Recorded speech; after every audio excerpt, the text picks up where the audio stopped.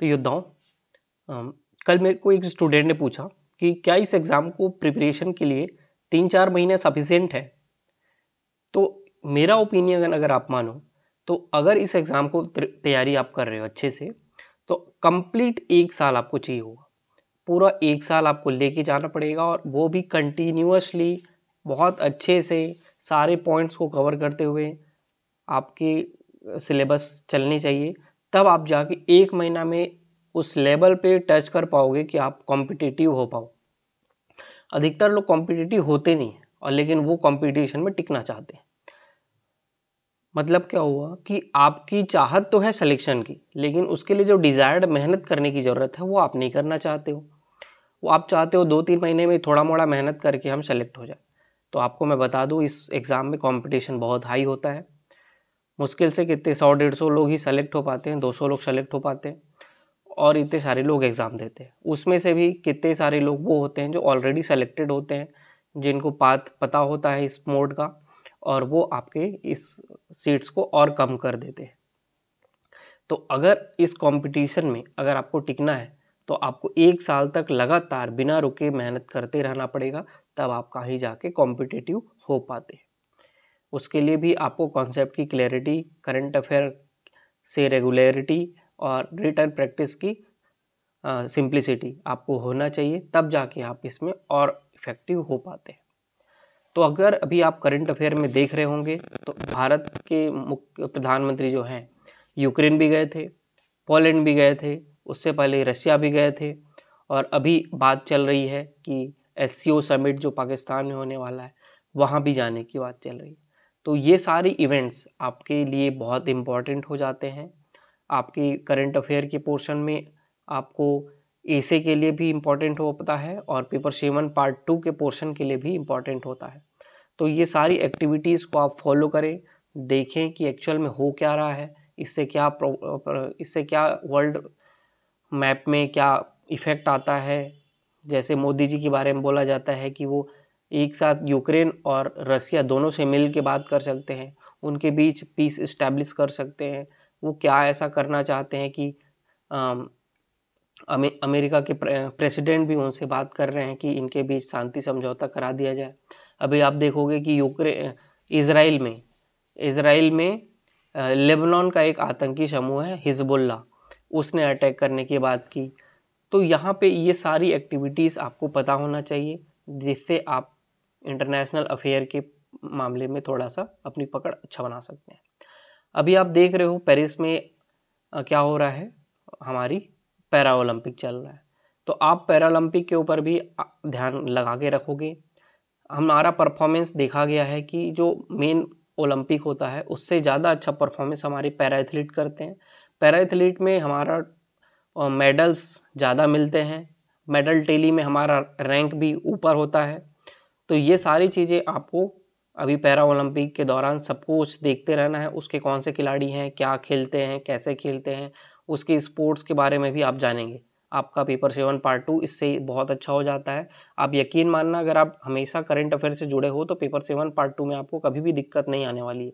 वो पूरा स्पोर्ट्स से लेके इंटरनेशनल अफेयर से लेके इंटरनेशनल ऑर्गेनाइजेशन तक आपका पूरा का पूरा पोर्शन पेपर 7 पार्ट 2 आपके डेली करंट अफेयर से ही कवर हो जाएगा। आपको बाद में कहीं पे भी दिक्कत नहीं आएगी।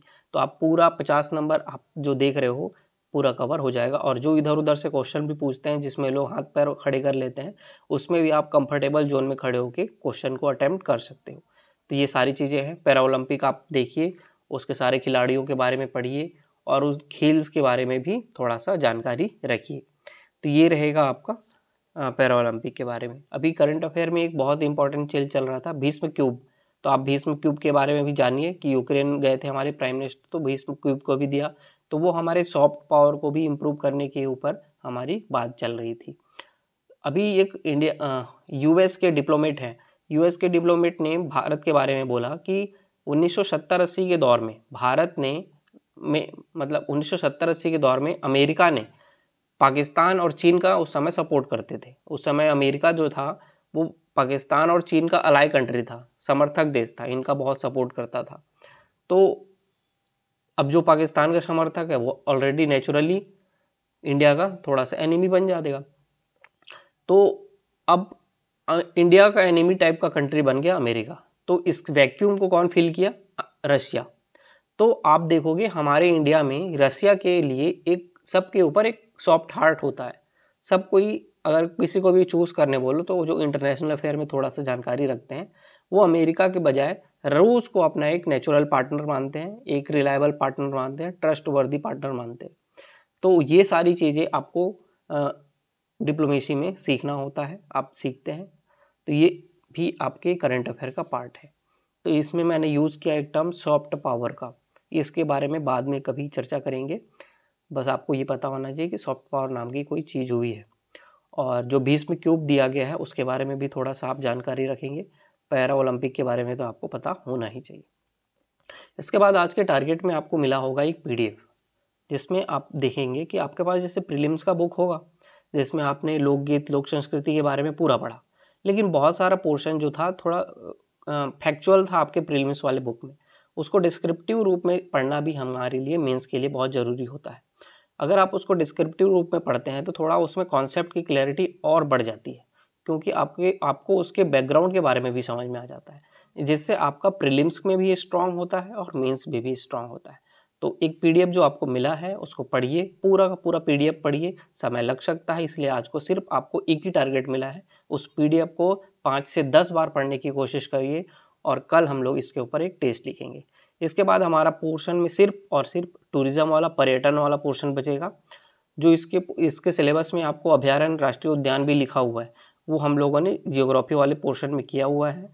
और जो साहित्यकार वाला पोर्शन है वो हम लोग भी इसके बाद कंटिन्यू करेंगे। और इस तरीके से हम लोग छत्तीसगढ़ की संस्कृति को कंप्लीट करेंगे। कल पर्यटन का टॉपिक करेंगे। आज जो PDF आपको मिला है उसको पढ़िए और ऑब्जेक्टिव भी लगाइए। कल मेंस के क्वेश्चन भी मिलेंगे, उसको भी लगाएंगे। तो आप देखेंगे कि छत्तीसगढ़ के सेक्शन का मेंस पॉइंट ऑफ व्यू से हम लोगों ने 150 नंबर के क्वेश्चन मेंस के लिए ख़त्म किया। प्रीलिम्स के लिए लगभग 20 से 25 नंबर के क्वेश्चन हम लोगों ने कवर कर रखा है। डेली करंट अफेयर कर रहे हैं तो वो भी तो पाँच क्वेश्चन होंगे और 2 पोर्शन हम लोगों ने किया, तो 25 नंबर हमारा CG पार्ट का कंप्लीट हो रखा है। तो हमारे प्रीलिम्स भी स्ट्रांग होते जाएंगे। तो आप उसको PDF को अच्छे से पढ़िए और कल टेस्ट लिखेंगे। ऑब्जेक्टिव क्वेश्चन जरूर लगाएंगे, और जब मैं बोलता हूँ ऑब्जेक्टिव क्वेश्चन लगाने हैं या फिर थ्योरी पढ़ने हैं तो 1 या 2 बार 3 बार पढ़ के छोड़ नहीं देना है। जब तक वो याद नहीं होता है तब तक उस दिन आप उसको टारगेट को पढ़ने की कोशिश करिए। 5 बार पढ़िए, 10 बार पढ़िए, लेकिन याद नहीं होगा। मैं आपको बोलता हूँ 10 बार में भी याद नहीं होगा। जब तक आप उसको 30 बार नहीं पढ़ेंगे तब तक आप वो कॉन्फिडेंट फील ही नहीं कर पाएंगे कि चीज़ें आपको याद हुई हैं। और सिर्फ थ्योरी पढ़ना पढ़ाई नहीं होता है, आपको ऑब्जेक्टिव भी सॉल्व करने होते हैं, मेंस के आंसर्स भी लिखने होते हैं, तब जाके आप कॉम्पिटिटिव हो पाते हैं।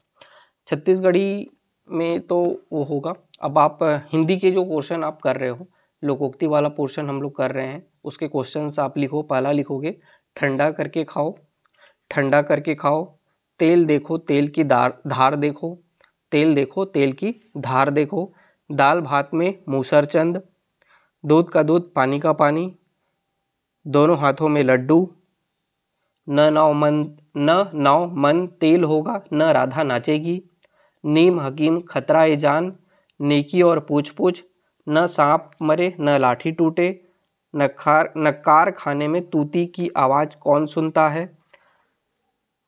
फूई फूई करके तालाब भरना, फूई फूई करके तालाब भरना। तो ये आपका रहेगा लोकोक्ति या कहावत के क्वेश्चंस। उसके बाद आप देख रहे होंगे कि प्रत्यय में आप कर रहे हैं, धीरे धीरे हम लोग आगे बढ़ रहे हैं।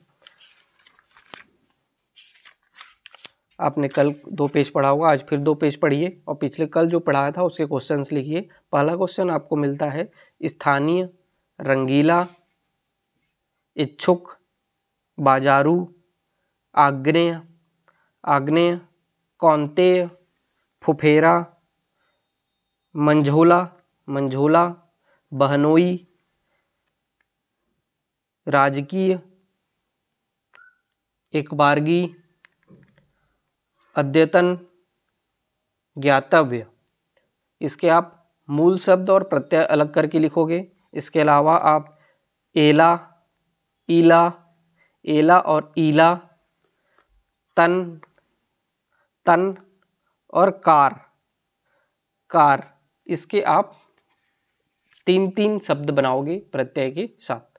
तो ये आपके हिंदी के रहेंगे पोर्शन, और जो टारगेट हैं वो रहेंगे। कल मिलेंगे एक नए टारगेट के साथ। आज अपने टारगेट को बहुत अच्छे से ऊर्जावान होते हुए, दिन की अच्छी यूटिलाइजेशन करते हुए पढ़ने की कोशिश करिए, और एक भी समय बर्बाद नहीं करना है, और हम लोग एक अच्छे बच्चे की तरह पढ़ाई करेंगे ताकि हम लोग अपने लक्ष्य को हासिल कर सकें। कल मिलेंगे एक नए टारगेट के साथ। आज के लिए इतना ही। Thank you.